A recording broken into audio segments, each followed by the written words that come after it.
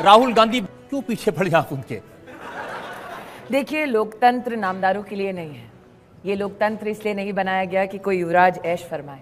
हम जनता के सेवक हैं, लेकिन राहुल गांधी को शायद ये खुशफहमी है कि वो अमेठी के राजा हैं, युवराज हैं। ये किसी की बपौती नहीं है, ये देश किसी की जागीर नहीं है। देखिए, अगर वो कहते हैं कि अमेठी उनका परिवार है, तो कोई सहूलियत के लिए अपने परिवार को त्यागता नहीं। देखिए, उन्होंने तो कहा कि आपने तो अमेठी के लोगों को एक तरह से भिखमंगा बना दिया। मुझे इस बात का दुख है, अगर वहां लोग गरीब हैं, मजलूम हैं, तो ये उनकी मदद करना गांधी परिवार को क्यों खलता है? अगर कोई गरीब का बच्चा चप्पल पहनता है, अच्छे कपड़े पहनता है, तो दुख गांधी परिवार को क्यों होता है? आपत्ति इस बात की नहीं श्रीमती वाड्रा को कि वहां पर किसानों की जमीन स्वयं उनकी फाउंडेशन ने कब्जा कर रखी है। अमेठी के किस किस व्यक्ति के वो दिन वापस करेंगे राहुल गांधी? अमेठी के किस किस व्यक्ति तक विकास पहुंचाएंगे? 10 साल का कर्ज है उनके माथे पर, तो ये उनको क्यों खलता है जो सिर्फ राजनीति के लिए जनेऊ पहनते हैं? ये अजीब एक कैंडिडेट है। और आपको लगता है अमेठी की जनता ऐसे लापता व्यक्ति से अपेक्षा करेगी विकास की? मैं तुम्हें अभी समझाता हूँ। अभी जैसा आपने फरमाया कि लापता, तो राहुल जी के लिए आप ये कह रही हैं कि वो लापता रहते हैं लेकिन फिर भी वो जीते हैं, ऐसा क्यों है? और जहां तक बात हुई कि वो क्यों जीतते हैं, फर्क इतना है साधारण परिवारों में और बड़े घर के बेटों में कि हम मेहनत करके एक मुकाम पाते हैं, वो सोने के चम्मच के साथ मुंह में लेकर पैदा होते हैं। वो चाहे जीजा जी का झुंझुना क्यों ना हो, हम क्योंकि बिना किसी के सहारे के यहाँ तक पहुंचे हैं। कांग्रेस की दिक्कत है, अरे स्मृति ईरानी ने गरीब की मदद करवा दी। कांग्रेस की दिक्कत है, अरे अमेठी में काम क्यों कर दिया। इल्जाम ये भी है कि आप तो कह देती हैं अमेठी के लोगों को ये राहुल गांधी वो टुकड़े टुकड़े गैंग के मेंबर हैं। राहुल गांधी ने स्वेच्छा से कहा भारत तेरे टुकड़े होंगे। इल्जाम फिर स्मृति ईरानी पर क्यों? अगर उनके पास संस्कार नहीं है तो ये मुझ पर इल्जाम क्यों? आपने ये भी इल्जाम लगाया कि आज यहाँ पर पूछ लीजिए, क्या जनता किसी सांसद को वोट इसलिए देती है ताकि वो संविधान की कसम खाए और फिर जाकर भारत तेरे टुकड़े होने की बात करे? क्या जनता सांसद को इसलिए वोट देती है ताकि उसकी पार्टी सेना के प्रमुख को गुंडा कहे? तो अब इस जनता से ही पूछ लेते हैं। एयर स्ट्राइक सेना ने की थी, सेना के जवानों ने की थी, फिर चुनाव में बीजेपी को क्यों क्रेडिट लेने की जरूरत पड़ गई है? सैनिकों को क्रेडिट क्यों नहीं दिया जा रहा? इससे पहले कारगिल युद्ध वाजपेयी जी के समय पे हुआ था और उस समय इसका प्रचार इतना नहीं किया गया था। मुझे क्रेडिट नहीं चाहिए। पहली बार ऐसा नेता मिला है। अगर वायुसेना ये निर्णय लेती है कि हमें दुश्मन के घर में घुसकर मारना है, तो वो नेता कंधे से कंधा मिलाकर उस सेना के साथ खड़ा रहता है। 26/11 का जब आतंकी हमला हुआ मुंबई में, आपने सेना के कई प्रतिनिधियों को सुना होगा हर चैनल पर। उन्होंने कहा तब की सरकार को हमने कहा था कि पाकिस्तान को मुंहतोड़ जवाब देने का ये वक्त है, हमें क्षमता है, हमें दुश्मन के घर में घुसकर मारने की अनुमति दें। लेकिन तब की कांग्रेस पार्टी की सरकार ने हमारी सेना को यह अनुमति नहीं दी। तो ऐसी क्या विवशता थी कांग्रेस पार्टी की कि उन्होंने 26/11 के वक्त जो खून बहा हिंदुस्तानियों का सड़कों पर, उस खून का बदला लेने से इनकार कर दिया। सवाल ये उठता है, अगर मेरी सेना दुश्मन के घर में घुसकर आतंकी कैंपों को ढेर करती है, तो वो कौन है माइकल लाल जो हिंदुस्तानी को मना करे अपनी सेना पर गर्व करने के लिए? मैं सच कहती हूँ रजत जी, राहुल गांधी ने जो बातें कही हैं, हाँ लोग मरते रहते हैं। राहुल गांधी ने ये कहा कि हाँ कुछ हिंदुस्तानी मरते हैं, उसमें इतना उत्तेजित होने की क्या बात है।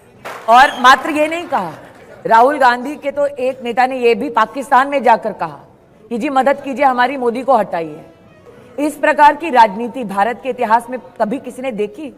झूठ बोलो, बार बार झूठ बोलो, जो भी बोल सकते हैं सब झूठ बोलो।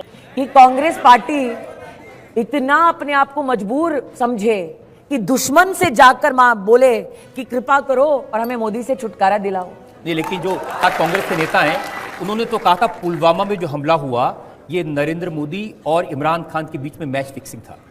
जब कांग्रेस पार्टी का अध्यक्ष खुद भारत के टुकड़े होने की बात करे तो चेले चपाटे इस प्रकार की बातें तो करेंगे ही। मुझे लगता है राहुल गांधी का राजनीतिक संस्कार इस बात से प्रदर्शित होता है। तो राहुल गांधी उनका समर्थन करते हैं जो कश्मीरी पंडितों का खून बहाते हैं, जो वायुसेना के अफसरों को मौत के घाट उतारते हैं। उस राहुल गांधी से और उसकी पार्टी से मैं राष्ट्रभक्ति की अपेक्षा करूं, ये संभव ही नहीं था। वो कह रहे हैं कि हमारे वक्त में भी बहुत सारी सर्जिकल स्ट्राइक हुई थी। ऐसा है रजत जी, अफसोस के साथ कहना पड़ता है, जिस व्यक्ति ने 26/11 का बदला नहीं लिया सेना के कहने के बावजूद, उस व्यक्ति में इतनी संभवतः ताकत या क्षमता थी नहीं कि वो सर्जिकल स्ट्राइक करे। जी ठीक है। अब ये बातें जो राहुल गांधी रोज कहते हैं, आपको बताता हूं, वो कहते हैं कि वादा किया था मोदी जी ने कि 2 करोड़ लोगों को हर साल रोजगार देंगे, लेकिन नहीं दिया। रजत जी, राहुल गांधी को शायद इस बात का इल्म नहीं। 10 साल में वो जो ना कर पाए वो मोदी ने 1 साल में किया। पहला रोजगार मेला मोदी ने लगाया और 2800 लोगों को वहां पर खुद खड़े होकर हमने एक नौकरी दिलवाई।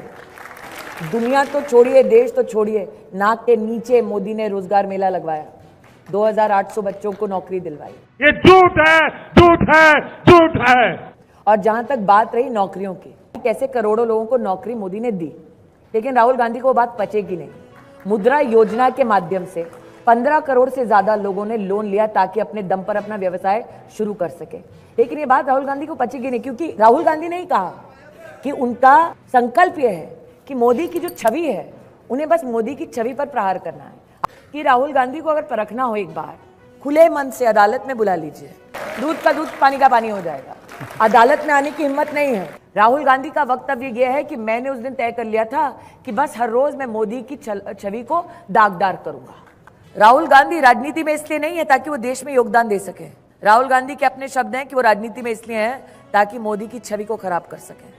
वो जो शब्द बोला ना अभी किसी ने, देखिए अब वो एक गेम चेंजर स्कीम लेकर के आए हैं। हाँ, मैं उसके बारे में ही बोलना चाहती हूँ। शायद पहली बार ऐसा हुआ है कि कांग्रेस के अध्यक्ष ने स्वीकार किया कि हमने 70 साल अन्याय किया है, क्योंकि कहते हैं अब न्याय होगा, अब वो न्याय देंगे। हाँ, मतलब राहुल गांधी ने ये कहा है कि मेरी दादी ने अन्याय किया, मेरे पिताजी ने अन्याय किया, मेरे पूरी पार्टी ने अन्याय किया, मैं न्याय करूंगा। मनमोहन सिंह ने भी अन्याय किया, ये उन्होंने कहा। लेकिन मैं सावधान करना चाहती हूँ जनता को, उन्होंने फर्जी फॉर्म भरवाए लोगों से, गरीबों से, कहा अपनी बैंक की डिटेल दे दो।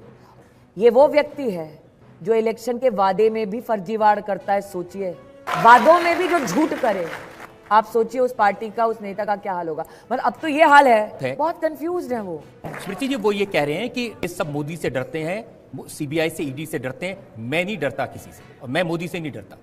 स्कीम लाए हैं, उन्होंने अपनी प्लान पूरा बनाया है, बहुत सारे प्लान नहीं बनाया, क्योंकि जब उनसे पूछा जाता है स्कीम का पैसा आएगा कहाँ, तो उनके गुरुजी जो हैं वो कहते हैं कि भाई मध्यम वर्गीय परिवारों पे हम 70% टैक्स बढ़ा देंगे। नहीं, वो तो ये कह रहे हैं। राहुल गांधी कहते हैं, एक सेकेंड, गुरुजी तो मध्यम वर्गीय परिवार पे टैक्स बढ़ाएंगे, मैं जितने उद्योगपति उनका पैसा लूट लूंगा।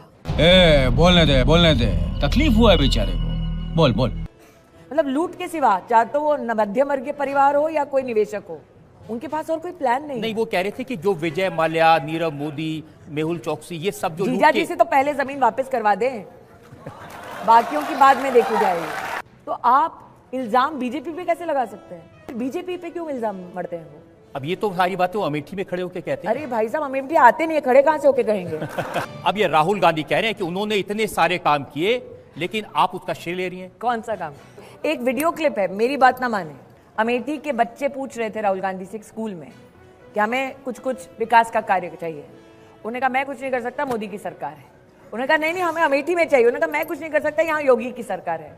वो तो ट्विटर पर लिख रहे हैं कि राइफल फैक्ट्री का उद्घाटन शिलान्यास उन्होंने मैं चाहती हूँ कि आप मेरा जवाब, रजत जी, उनका बहुत बड़ा शिलान्यास उन्होंने किया। हाँ, शिलान्यास वाला शौक है उनका, शिलान्यास वाला शौक है। शिलान्यास करे वो, फीता काटे वो, फोटो खींचे वो, काम करे मोदी, ये सच है। आप राहुल गांधी से पूछिए अगर उनमें हिम्मत है। ठीक है, पहला पासपोर्ट सेंटर पता आपने किसे बनाया? आज और नरेंद्र मोदी ने। आज में 2 लाख परिवार ऐसे हैं, 2,80,000 से ज्यादा, जिन्हें जीवन में पहली बार शौचालय मिला है। वाह मोदी जी, वाह। आप सोच नहीं सकते एक औरत को जब रात को खुले में शौच करने जाना पड़ता है, एक लड़की के साथ क्या क्या होता है, कितनी सीटियां मारी जाती हैं, आपको अंदाजा नहीं है। 5,60,000 लोगों को जीवन में पहली बार शौचालय मिलना मोदी की वजह से। राहुल जी को थोड़ी भी शर्म नहीं आती?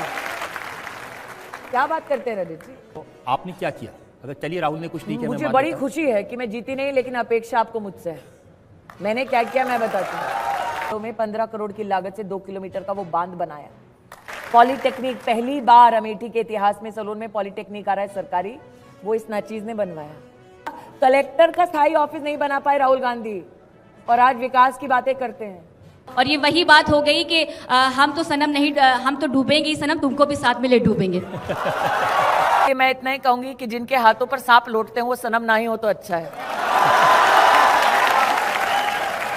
आप सोचिए उनकी राजनीति अब ये हो गई है कि वो देश बनाने के लिए नहीं राजनीति करते, वोट करने के लिए राजनीति करते हैं। लेकिन राहुल जी एक अकेले ऐसे नेता हैं इस देश में जो ये कहते हैं कि नरेंद्र मोदी मेरे से डरते हैं, मेरे सामने 15 मिनट खड़े नहीं हो सकते।